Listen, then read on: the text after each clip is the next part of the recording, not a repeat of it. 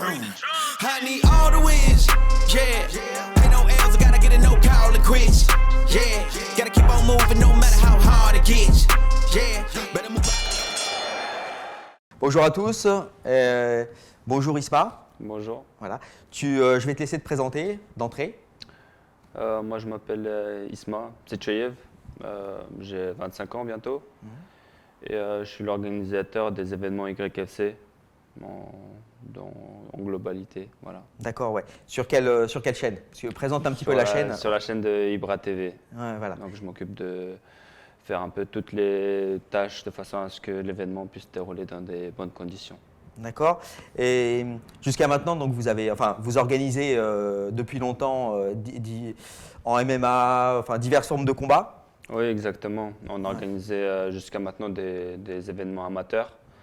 Et moi, je m'occupais de toute l'organisation. Donc, si vous voyez des bottes de foin ou des pneus, c'était à moi de le faire, de le ramener, de le mettre, de coordonner les actions avec les équipiers, de façon à ce que le jour de l'événement, tout soit opérationnel, que tout soit prêt. D'accord. C'est toi aussi qui t'occupais pour le matchmaking, ce genre de choses, avec les rapports avec les combattants? Pour le matchmaking, c'était essentiellement Mathieu qui s'occupait, vu que lui, il était un professionnel, il avait beaucoup plus de contacts, beaucoup plus de liaisons. Et lui, il avait un œil beaucoup plus professionnel sur les combattants. Du coup, il pouvait mieux jauger les combattants, de façon à faire des beaux combats. D'accord. Parce que là, justement, la différence, vous avez organisé récemment, donc vous avez fait votre première organisation de MMA professionnelle. C'est ça, exactement. On a fait notre premier événement, on va dire, professionnel, encadré par la Fédération française de MMA. Et voilà, ça s'est super bien passé. On a toujours gardé les mêmes rôles, un peu approximativement. Donc moi dans l'organisation, la coordination, Mathieu dans le matchmaking. Et voilà. D'accord. Et Mathieu donc faisait le combat, le main event. Oui, c'est ça. On On a mis un peu la pression à Mathieu parce qu'il avait une charge supplémentaire en plus de gérer son cutting, de gérer son combat. On ne se rendait pas compte que ça pouvait être une charge supplémentaire de faire le matchmaking justement. Là, on s'est rendu compte et pour les prochains événements, on va travailler autrement, de sorte à être, on va dire, d'avoir des professionnels prévus justement pour le matchmaking. Donc, ça va être des professionnels qui organisent qui organisent des combats, des grands combats. On a pris contact avec des matchmaking, on va dire, ceux qui sont un peu plus professionnels. Et à l'avenir, ça va être des combats beaucoup plus on va dire, encore professionnels. Encore plus pro, ouais. Encore, vous allez monter en gamme au fur et à mesure, c'est ça, ouais. C'est ça. Donc là, c'est vrai, on va peut-être préciser parce que il s'agit de Mathieu Leto Duclos. Oui, c'est ça, exactement. Voilà, qui officie donc sur Ibra TV. Oui, en tant qu'arbitre et en tant que matchmaker, ça, ouais, vous savez un peu moins. Exactement. Voilà. Il faisait matchmaker, il faisait l'arbitre. On lui confiait aussi d'avoir le rôle neutre de l'arbitrage et de juge en quelque sorte. On donnait de façon à déterminer le vainqueur dans un combat. C'était son rôle aussi à Mathieu. Il avait beaucoup de rôles dans ce milieu. C'est vrai, on se reposait beaucoup sur lui. D'accord. Et comment s'est fait votre rencontre d'ailleurs avec Mathieu? Qui l'a rencontré en premier? Le premier qu'il a rencontré, moi je l'ai rencontré via mon frère Ibra. Et, eux, ils se connaissaient et moi je l'ai vu quand il est arrivé justement. Je l'avais vu par ailleurs quand on faisait des entraînements ensemble. Ensuite, je l'ai vu arriver pour notre événement qu'on organisait YFC. Je l'ai rencontré là-bas, on a discuté, il y avait un bon feeling, du coup on est restés copains. Justement, ce matin on vient de faire un entraînement ensemble, il m'a un peu défoncé la gueule comme vous voyez. Et voilà, au fur et à mesure, une relation de confiance s'est créée et on a pu organiser comme ça des grands événements. Et justement, pour organiser ces grands événements, s'il n'y a pas cette relation de confiance qu'on a entre chacun de nos partenaires, ça va être difficile à créer et de progresser. Donc on a cette chance d'avoir des personnes comme Mathieu de notre équipe. Vous marchez à la confiance en fait, ça, relation exactement. de confiance humaine. Et comment ça s'est passé là donc, vous aviez prévu dès le départ, quand vous avez commencé à organiser tous ces combats, qui marchent très bien sur YouTube, hein, vous avez pensé, vous pensiez déjà que vous alliez faire un gala de MMA pro? Vous aviez ça en tête dès le départ ou pas? On avait ça en tête depuis bien longtemps. Donc, au début, le but c'était de montrer c'est quoi les MMA en réalité, parce qu'on entendait dans les médias raconter de toutes sortes de sottises, de transformer ce sport qui est beau à voir et à pratiquer, de transformer en sorte de barbarie, on va dire, de trucs de sauvage. Alors qu'on voulait montrer qu'on est capable de pratiquer du MMA dans les règles, que ce soit joli et dans le respect surtout. Que ce soit envers les organisateurs, les spectateurs et surtout les combattants, qui soient respectueux l'un envers l'autre. Et toi et ton frère, vous avez une formation de lutteur. Alors c'est un atavisme, hein, parce que vous êtes d'origine tchétchène, c'est ça? C'est ça, exactement. Chez vous, on est avec ça dans le sang directement. Tes premiers souvenirs de lutte, c'était quoi, toi? Mes premiers souvenirs de lutte, c'est moi, j'ai rencontré le directeur de lutte à Saint-Genis-des-Bois, Daniel Descamps. Et c'était par pur hasard. On était en train de discuter dans la rue, on se criait de façon à ce qu'on s'entende, moi et mon frère, dans la rue. Et il a reconnu notre langue, vu que Daniel, il avait déjà des combattants tchétchènes. Il a reconnu notre langue, il est venu vers nous, il nous a dit vous êtes des Tchétchènes. Il nous a dit, à l'époque on était petits encore. Vous avez quel âge? Moi j'avais 11 ans, mon frère 15 ans, quelque chose comme par là. Et oui, on a dit on est des Tchétchènes. Il a dit j'ai un club de lutte, est-ce que vous voulez venir? Nous, bien sûr, on a foncé directement. Et à l'époque, encore c'était loin le chemin. Du coup, il y avait le directeur de lutte, il venait nous prendre pour nous ramener à la lutte, tout ça, etc. Et à partir de là, on a commencé à s'intéresser à ce sport qui était aussi très, très beau, très créatif, on va dire, dans le sens où tu as beaucoup de possibilités comment dire, de te diversifier dans ce sport aussi. C'est là que s'est créé vraiment l'amour du sport, de la lutte. Ça a commencé par la lutte. Parce que vous n'aviez pas pratiqué avant, et vous êtes arrivé quand en France? À quel âge? Non, on est arrivé en France 2004. Moi, non, 2006, autant pour moi. Moi, j'avais 9 ans. Mon frère, il en avait 14. À ce moment-là, on pratiquait vraiment pas de sport. Mon frère, encore à l'époque, il faisait des galipettes et des choses comme ça. Et moi, pas du tout. Après, c'est petit à petit. C'est ça, des accros, du parcours? Oui, c'est ça, exactement. Déjà à cette époque que mon frère commençait à faire des parcours. Il faisait du BMX, je me rappelle encore à l'époque. Et c'est notre père aussi qui nous a beaucoup poussé vers le sport. Déjà dès le plus jeune âge, on faisait des footings, des squats, des pompes, de plein de sports qu'on peut exercer à la maison directement. Oui, déjà vous étiez actif, vous étiez oui, exactement. dans l'activité sportive, enfin c'était déjà... C'est vrai. Au début c'était forcé par notre père, mais petit à petit on a trouvé le goût du sport. D'accord.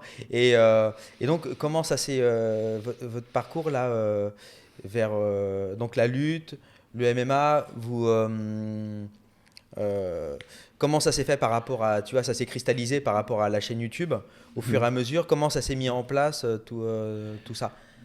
On a commencé par la lutte, ensuite on est passé, moi je suis passé, on va dire, sur de la boxe. J'ai fait 2 ans de boxe. Ensuite, j'ai fait un peu de full contact. Et enfin, je voyais au début, mon frère, il faisait que de la salle. Hein. Il faisait ça pour l'esthétique. Petit à petit, il s'est intéressé au sport de combat. Et c'est de là qu'un jour, il a eu cette idée en pratiquant justement le MMA, il a eu cette idée de faire un combat sur notre chaîne. Et c'est de là que c'est parti, parce qu'au début, on avait fait ça dans le sens où il y avait une sorte de règlement de compte. Il y a un ami à nous, il s'est fait taper par un étranger. Du coup, on a fait une vidéo où justement on est parti le voir, parce que c'était sur le moment même. On est parti le voir. On a dit maintenant, tu as tapé mon ami qui est plus petit, plus maigre. Maintenant, on va faire quelqu'un de même gabarit. On va faire un combat dans les règles. Et À la de loyale, là, ouais. à la loyale, exactement. Et de là, l'idée est née de faire des combats MMA. D'accord. Oui, c'est la suite un peu logique. C'est ça, Voilà. exactement. Et, et cette chaîne YouTube, dès le départ, toi, tu es impliqué avec ton frère. Comment elle est née au tout début? Au tout D'où début, c'est venu? elle est née. C'est marrant à dire parce que c'est moi qui a fait la toute première vidéo YouTube de mon frère. Donc, mon frère, on le voit pas du tout sur l'écran. Et c'est moi, il m'a dit, vas-y, tu vas aller voir ce monsieur qui est dans la voiture et tu vas faire comme si tu siphonnais de l'essence alors qu'il est dans la voiture. C'était une idée ridicule au début, mais c'était tellement marrant. Du coup, on l'a publié, elle a marché à moitié. Du coup, on a continué. Par la suite, on a vu que mon frère il avait plus de potentiel devant la caméra. Il avait un meilleur dialogue. Il était plus, on va dire, à caméra, il passait mieux Plus marketable. Ouais, Plus, c'est ça, ouais, ouais, exactement. ouais. Il vendait mieux, on va dire. Mhm. Du coup, moi, je suis passé derrière la caméra. On a fait des premières expériences sociaux. C'est parti avec des expériences sociaux. Par exemple, on faisait tomber un portefeuille, on s'en allait, on voir si les patients le ramassaient, ils le rendaient, ou soit ils essayaient de garder l'argent. On essayait de voir si on agresse quelqu'un dans la rue, est-ce qu'il y a du monde qui arrive à son secours. Plein de petites expériences sociaux. Petit à petit, on a vu que ça marchait. Mais ce qui marchait mieux encore, c'est on va dire des caméras cachées. Des pièges, par exemple, l'une des vidéos qui a fait le plus gros buzz au début, c'était les michetonneuses, une vidéo sur les michetonneuses. Du coup, on allait voir une fille au début, on discutait, on voir s'il y a une possibilité. S'il n'y a pas, on allait dire, t'es sûr? On mettait un bolide à côté, on va dire une Ferrari ou quoi. On disait, t'es sûr, tu veux pas faire un tour? Et là, on voyait que le changement justement d'attitude de cette fille, qu'on voyait qu'on était un peu plus à l'aise financièrement. Et du Ouais, coup, vous c'était un piège, deveniez ça. des sex symboles tout de suite. C'est ça, exactement. C'est C'était- ça, ouais. exactement. On piégeait justement ces filles au début. Ça a bien marché. Après, on a fait d'autres vidéos, piéger les clowns, rester enfermé, tout ça, etc. Et de là, petit à petit, on a diversifié nos vidéos. Ce qui était bien, surtout avec notre chaîne, c'est que on n'avait pas cette limite, on va dire. On avait tout un champ de possibilités qu'on pouvait travailler. Par exemple, on n'était pas en face caméra dans sa chambre, ou justement quand on fait quelque chose de différent, bah, le public il n'est pas toujours d'accord. Alors que là on était dehors, on faisait des fois des vidéos en intérieur, on dialoguait de face caméra, etc. Et on avait beaucoup de liberté sur les types de vidéos qu'on voulait faire. Ouais, c'était plus. Il y avait du spontané, c'était C'est naturel. ça. C'est ça Exactement. qui devait plaire. Ouais, ouais. Et donc, c'est toi qui étais à la technique, à la prod, on va dire. C'est toi qui filmais au départ. Au départ, ouais. c'était surtout moi qui organisais toujours, hein. Ouais. C'était trouver le lieu, trouver le matériel, trouver, par exemple, s'il y a besoin de personnes pour sécuriser un peu, on va dire, le lieu de tournage. Des personnes qui veulent filmer en plus, différents cadres, etc. C'était à moi de trouver toutes ces personnes, d'acheter tout le matériel nécessaire et faire le cadrage au final, hein. D'accord. Ouais. Et voilà. C'était toi le Spielberg de la chaîne. C'est Et, ça. et qu'est-ce qui a fait la première vidéo qui a explosé, vous avez cartonné, tu te souviens ce que c'était? Bah, c'était justement, je vous en ai parlé, c'est la michetonneuse, hein, Ah, c'est la vidéo, michto. c'est Ouais. ça, exactement. D'accord. Ouais. Vous avez fait combien de vues là? C'était tout de suite le décollage ou, Bah, c'est bien. c'était inattendu, hein. On a fait plusieurs centaines de milliers de vues. Ouais. Donc c'était vraiment inattendu et c'était vraiment un cap. On sentait qu'on n'avait pas franchi un cap et c'était la joie. Et vous aviez combien d'abonnés à l'époque? Est-ce que ça vous a fait exploser en abonnés? Est-ce que c'était monétisé à l'époque, les vidéos? Non, oui, c'était monétisé, mais on savait pas. Ah oui. On savait pas qu'on pouvait gagner vraiment de l'argent via ça. Mais ouais, c'est là qu'on s'est rendu compte que bah, les abonnés ils ont grimpé, les vues ils ont décollé, que les gens ils ont apprécié. On avait beaucoup de likes justement. Justement, c'est un peu notre marque de fabrique, hein. C'est les pouces bleus, les fameux pouces bleus qu'Ivra il a dit. Et que c'est vraiment là qu'on faisait la différence, hein. On voyait d'accord. que par exemple par rapport à d'autres vidéos où il y a aussi beaucoup de vues, nous on avait énormément de likes aussi, ce qui n'était pas le cas forcément sur les autres vidéos. D'accord. C'était pas juste des vidéos putaclic, des vidéos Non. voilà, qui attirait au premier regard et qui Non, assez c'était vite, des vidéos ouais. appréciées, c'est ça qui était le point fort de notre chaîne. D'accord. Oui, et très vite, donc, au fur et à mesure, Ibra est devenu un personnage, du coup, Exactement, euh, c'était un personnage entier. automédiatisé. Ouais. Exactement. Et puis, ouais, d'accord. Et lui, avec. Moi, la première fois que j'ai vraiment entendu parler de lui, vu que Crémerie, c'est le combat, c'est quand il a fait son combat contre Grégory Bouchlaghem. Ouais. Donc, le combat de lutte. Et tu te souviens de ce moment ou pas Je me souviens très bien Ouais. de ce moment-là. Ouais. J'y étais, j'étais en train de coacher mon frère à ce moment-là. À chaque pause, j'étais là, je lui donnais les conseils un peu, vu que j'ai un point de vue plus technique de la lutte. Et mon frère, il était plus physique. Et au début, il gagnait, il dominait totalement le combat. Du coup, on était parti sur une victoire. J'étais un peu plus rassuré, je me disais, ça va. Mais en fait, le cardio, il s'est trop relâché d'un coup. Et le combat, Grégory a pu renverser totalement le cours de l'issue du combat. Il a fini par perdre mon frère. C'était triste, mais au moins, il a fait un beau combat, il a fait des belles prises. J'étais quand même assez content de lui. C'est vrai. Et effectivement, c'est l'expérience qui a fait la différence là. Et c'est vrai que c'est courageux de la part d'Ibra parce que il a mis un peu, il a mis son image, voilà, sa réputation. Ça aurait pu, ouais. Vous avez pensé à ça, vous vous êtes dit, parce que c'est un vrai combat, c'est de la lutte, mais c'était un vrai combat. Donc, Oui, c'était un vrai combat, mais c'était comme toujours, c'était sur l'instant. En fait, ce genre de défi, on a du mal à refuser. Que même aujourd'hui, vous me demandez, viens, on va faire un combat de lutte ou de boxe ou quoi que ce soit. Moi, j'aurais du mal à refuser parce que c'est excitant pour moi et c'est un peu notre façon de s'exprimer aussi. Et pour mon frère, c'est pareil. Les défis, il a du mal à refuser, surtout si c'est un challenge. Quand il y a des combats où c'est pas intéressant, on sent qu'il n'y a pas vraiment de challenge, on va peut-être refuser. Mais quand on sent un challenge, quand on a à l'intérieur cette voix qui me dit tu vas perdre là peut-être, tu vois, c'est là qu'on va s'y mettre sérieusement, on va prendre au sérieux le défi. Et vous vous entraînez tous les deux, donc toi et ton frère, là, vous entraînez en MMA maintenant? Oui, on s'entraîne en MMA. Sérieusement? Moi, pas sérieusement. Moi, j'ai beaucoup de boulot derrière. On a notre chaîne de restauration en plus qu'on a pu ouvrir, que je dois gérer. Là, les organisations de YFC, du coup, surtout la chaîne de restauration, on est content de dire qu'on a 24 restaurants à ce jour, 24 franchises. Ouais. Et c'est un peu moi qui dois faire en sorte que tout soit dans l'ordre aussi. Du coup, j'ai plusieurs casquettes. Oui, ça commence à faire beaucoup. Ouais. C'est presque le combat et puis la chaîne YouTube pour toi aujourd'hui, c'est presque un hobby, non? Parce que le plus clair de ton temps, j'imagine, c'est la chaîne à gérer. Ouais, c'est la chaîne de restauration qui est à gérer. C'est toujours, comment dire, c'est toujours intéressant de revenir sur la base, les vidéos sur YouTube. Toujours intéressant et je suis toujours content de refaire ça. Et même si j'ai pas beaucoup de temps, même si je dors pas beaucoup, je reviens toujours avec grand plaisir pour refaire des vidéos, ça ne pose aucun problème. C'est YouTube qui vous a permis de faire exploser justement la chaîne comme ça de restauration, qui vous a permis de vous marketer, de vous. Bien sûr, YouTube ça a été une grande force marketing dans notre chaîne de restauration. Mais ce qui marche vraiment, c'est que en fait, le marketing peut faire une partie du travail.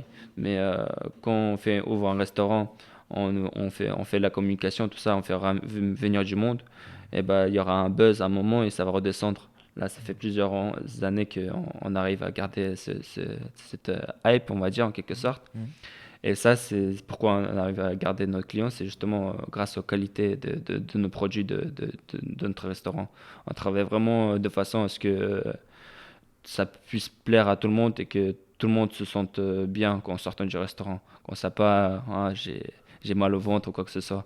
On veut que quand les gens ils aient le sourire en entrant et en partant.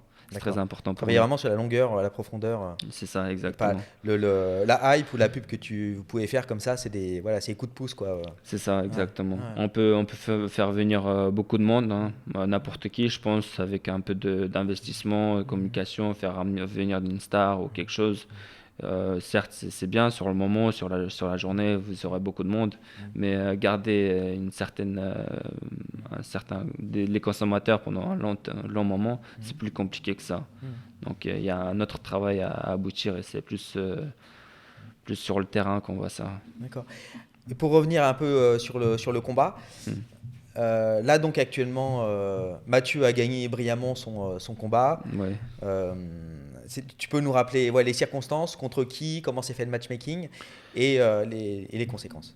Le matchmaking, justement, c'est Mathieu qui s'en est occupé. Hein. Il a trouvé à peu près l'adversaire qui avait le même parcours que lui, le même nombre de combats aussi, et la même catégorie du coup. Donc c'est lui, ils sont mis d'accord ensemble de faire le combat. Ensuite, c'était Mathias, son adversaire. Mathias qui a préféré ne pas faire de coaching pour ce combat, ce qui n'était pas le cas de Mathieu. Il a fait un bon coaching, il a raté un petit peu, mais il a quand même fait le coaching, mais ils sont mis d'accord, ils ont fait le combat. On a pu observer sur le combat il y avait beaucoup d'émotions, vu que à chaque moment on sentait que tout pouvait basculer. On sentait qu'il y avait au début une certaine domination de Mathieu, mais Mathias, il avait du répondant. Et chaque coup, il pouvait être fatal s'il était bien placé. D'ailleurs, il y en a quelques-uns qui sont passés, qui nous ont fait froid dans le dos. Nous, quand on était, forcément, même si on est organisateur, hein, Mathieu, c'est pas que un simple collègue, c'est un ami chez nous. Du coup, on avait un peu un penchant pour Mathieu, mais on essaie d'être neutre totalement, vu qu'on est loyal organisateur. Encore, c'est ça, exactement. Pas loyaux. Loyaux, ouais. Et du coup, il y a quelques coups qui sont passés qui nous ont fait froid dans le dos, mais à part ça, il y avait au sol surtout une domination de Mathieu, justement dû à son cutting où il a repris un bon poids. Il a pu, je pense, dominer le combat grâce à son expérience, son entraînement. Nous, on le voit comme il s'entraîne. Hein. Lui, sa vie, c'est le MMA et que ça. Du coup, il y a l'expérience. Son mental aussi qui était vraiment en béton, il n'y a pas à dire. En fait, on sent un changement de personnage hein, juste avant le combat. Ça va être quelqu'un de concentré, il va être focus sur son combat. Et après le combat, on va retrouver comme un enfant à limite. Et d'accord, il y avait donc les mecs du Bellator. Mm-hmm. Il y avait donc le staff du Bellator qui était là, matchmaker, etc. Tu peux nous parler de ça parce que à la clé, donc, en cas de victoire, ils signaient pour un combat. Contrat d'un combat au Bellator. C'est ça exactement, ça rajoutait de l'émotion en plus parce que c'est un gros contrat, hein, il n'est pas banal, hein, c'est pas tout le monde qui peut venir à décrocher un contrat Bellator. Bellator c'est une grosse organisation, du coup on a eu vraiment l'honneur de recevoir les représentants de ces événements, de cette ligue de Bellator on va dire. Et ils étaient très contents. On a eu des bons retours. Moi, j'ai pas trop pu leur discuter parce que j'étais vraiment derrière tout le personnel à courir derrière de façon à ce que ce soit vraiment irréprochable, que le public puisse avoir de belles images, etc. Que tout l'événement se passe bien. Mais le retour que j'ai eu via mon frère, via Jam, c'est qu'ils étaient très satisfaits de ce qu'ils ont vu. Ils ont dit ils sont très contents de nous avoir confié justement ces 2 contrats de chez eux. Excuse-moi, c'est 2 contrats 2 contrats de Bellator. Ils nous ont confié 2 contrats de Bellator qu'on pouvait donner à 2 combattants, ceux qui auraient fait une meilleure prestation. Ah, en plus du contrat de Mathieu En plus du contrat de Mathieu, il y a un autre contrat. Ah, du coup, ça fait 2 au totalité. Ah, d'accord, il y a un autre contrat. C'est ça. Et donc, ça sera pour un autre combat que vous allez organiser après Non, ça va être dans cet événement. Donc, cet événement, là, vous allez choisir. Oui, on va choisir un combattant. D'accord, donc vous collaborez là avec le Bellator directement. C'est ça, exactement. C'est une collaboration que vous voulez faire sur la longueur, c'est un one-shot. Et comment vous avez obtenu justement cette venue là des représentants du Bellator? C'est les messieurs de Bellator, ils ont contacté Jam. Ils sont venus, ils nous ont proposé cette offre qu'on n'a forcément pas pu refuser. On était très contents. Du coup, ça nous a motivé davantage pour justement faire quelque chose de clean, vraiment carré, du bout à bout. C'est eux qui vous ont contacté Par rapport Ouais. au combat que vous organisiez C'est sur ça, Ibra TV, exactement. en fait. Ils D'accord. sont venus, ils nous ont contactés, ils nous ont donné un contact direct avec lequel on pourrait communiquer sur comment ça pourrait se passer, tout ça, etc. Du coup, on s'est mis, on a eu un arrangement et du coup, sur ça, ça s'est très bien passé, c'était fluide, et c'était sympa les mecs hein, de Bellator, ils étaient très gentils. Du coup, il n'y avait pas eu de problème sur cette collaboration. Ça peut, on a eu cette première collaboration, mais par l'avenir, il n'y a rien de concret que je peux dire. Hein. Peut-être que ça va être une collaboration sur longue durée, peut-être pas. Le dialogue n'est pas clos encore, du coup, on est toujours en dialogue. On va voir, je pense, dans le futur s'il y a une possibilité de faire une, une collaboration sur longue durée. L'avenir le dira. Et vous avez déjà d'autres organisations en tête et ces combats-là, quand ils seront diffusés sur YouTube, donc quand on pourra voir le combat de Je sais Mathieu. pas quand cette vidéo elle va sortir, Ouais. mais on a une presse conférence qu'on a fait qui sera diffusée d'ici une semaine et la semaine qui va suivre, ça va être les combats qui seront diffusés. D'accord, donc c'est imminent. Il n'y a pas de date précise, mais c'est d'ici 1 à 2 semaines Ouais, entre la en fait, conf et le combat. tu dois connaître hein, le Mhm. montage, Mhm. etc. Bien sûr. On peut pas prévoir tous les imprévus. Mhm. Du coup, voilà, ça va être dans les environs 2 semaines, vous aurez les combats. Vous pourrez observer le beau combat de Mathieu et Et les autres. voilà. Mais je vous le conseille, effectivement, bah, j'ai assisté au combat en live et Mhm, faut voir ça. C'est intéressant, surtout mhm. qu'après, on va le voir au Bellator, donc Exactement. on va voir ça sur la. Le 6 mai au Voilà. Bellator, Mathieu, on sera tous là, tous Voilà. pour le soutenir Retenez, aussi. le 6 mai au Bellator, à Bercy. Exactement, ici à Paris. Donc Voilà. c'est aussi Et, c'est impressionnant de voir des grandes organisations ici à Paris. Donc on s'est ouais. dit enfin, on a Su- pu. Super. Et puis avec en main event, Ryan Bader contre Tchèque Congo. Ouais, Donc surtout il y une a. vraie ceinture, un vrai championnat du monde. Il y a Ouais. surtout moi, Et- c'était un combattant que j'admirais beaucoup, Yoel Mhm. Romero, qui sera là aussi, que je Oui, serais très, aussi, très content de voir combattre aussi. clairement. Un lutteur aussi. Romero, ouais, c'est ça, lutteur d'origine contre Manouf, un Ouais, vrai exact. striker. Donc ça va être explosif à tous les Mhm. niveaux. Ouais. Magnifique carte. Bah, je te remercie, écoute, de nous avoir présenté tout ça. Merci à vous de Et m'avoir invité. voilà, c'était un plaisir. Et puis à bientôt À pour bientôt, un plaisir partagé. prochain podcast. Au Ciao. revoir, Au merci. revoir.